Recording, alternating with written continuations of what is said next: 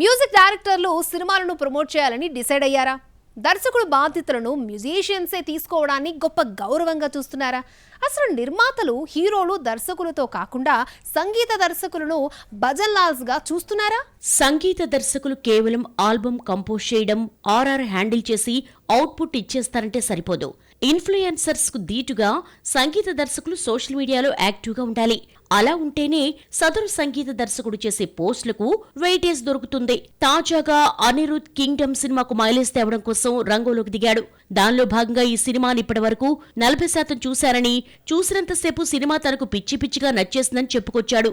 ఇదే అనిరుద్ దేవర్ cinema promotions విషయంలో ఎక్కడా ఇంతలా ఎగ్జైట్ అయింది లేదు. అంటే నిజంగానే కింగ్డమ్ సినిమా అవుట్పుట్ బాగా వచ్చిందని అనిరుద్ చెప్తున్నాడా అన్న చూడాలి. పవన్ కళ్యాణ్ ఓజీ సినిమా విషయంలో తమన్ ఇలాంటి హడావుడి చేస్తున్నాడు. సుజిత్ సినిమా గురించి ఒక్క ముక్క చెప్పకపోయినా తమన్ అడిగితే అంతకు మించిన అప్డేట్స్ కూడా ఇచ్చేలా ఉన్నాడు. ఇప్పటికే ఓజీ ఆర్ఆర్ పై ఎంతో యాంగ్జైటీతో మాట్లాడాడు. ఓజీకి బ్యాక్గ్రౌండ్ స్కోర్ తో సినిమాను తాను ఎంతో ఎంజాయ్ చేస్తున్నానని చెప్పుకొచ్చాడు. ఇంతలా సుజిత్ కూడా ఏనాడు మాట్లాడలేదు. పవన్ సైతం తమన్కు ఫుల్ ఫ్రీడమ్ ఇచ్చినట్లున్నాడు. అలాగే రామ్ చరణ్ చేస్తున్న పెద్ది సినిమాకు ఇప్పటి వరకు జరిగిన షూట్ మ్యాటర్లో మేకర్స్ ఎంతో హ్యాపీ ఉన్నారు. అటు ఏఆర్ రెహమాన్ సైతం పెద్ది కథ అమితంగా నచ్చడంతోనే సినిమాకు మ్యూజిక్ కంపోజ్ చేయడానికి ముందుకొచ్చినట్టుగా చెప్పుకొచ్చాడు.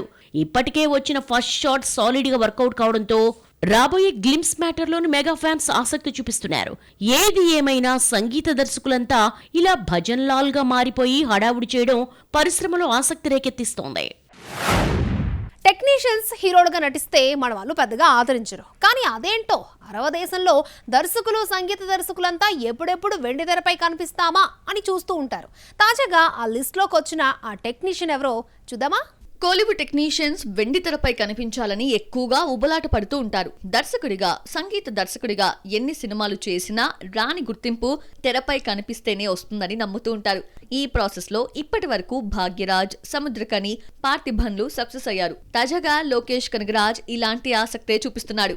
లోకేష్ ఇప్పటికే శృతి హాసన్తో ఎనిమల్ అనే కాన్సెప్ట్ థీమ్ లో నటించాడు. అందులో శృతితో రొమాన్స్ చేశాడు. ఈ కాంటెంట్ వీడియోకి మంచి రెస్పాన్స్ రావడంతో లోకేష్ కి యాక్టింగ్ పై ఆసక్తి పెరిగింది.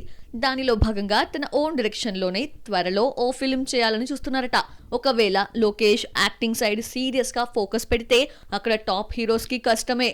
అటు తమిళ మ్యూజిక్ డైరెక్టర్స్ లో విజయ్ ఆంటోనీ హీరోగా నిలదొక్కోవడంతో మరో మ్యూజిక్ డైరెక్టర్ జీవి ప్రకాష్ అటువైపుగా మరిన్ని సినిమాలు ట్రై చేస్తున్నాడు. కింగ్స్టన్ సినిమా ఫెయిల్ అయినప్పటికీ ఓవైపు సంగీత దర్శకత్వం చేస్తూనే మరోవైపు హీరోగా నటించడం మాత్రం మానలేదు. ఇదే స్టైల్లో దేవిశ్రీ ప్రసాద్ హీరోగా ట్రై చేయాలని చూశాడు గానీ అది అంతగా పాసిబుల్ కాలేదు. ఏదేమైనా కోలీవుడ్ టెక్నీషియన్స్ కి హీరోగా నటించడం కుదిరినట్లు మిగతా పరిశ్రమల టెక్నీషియన్స్ కి కుదరడం లేదు.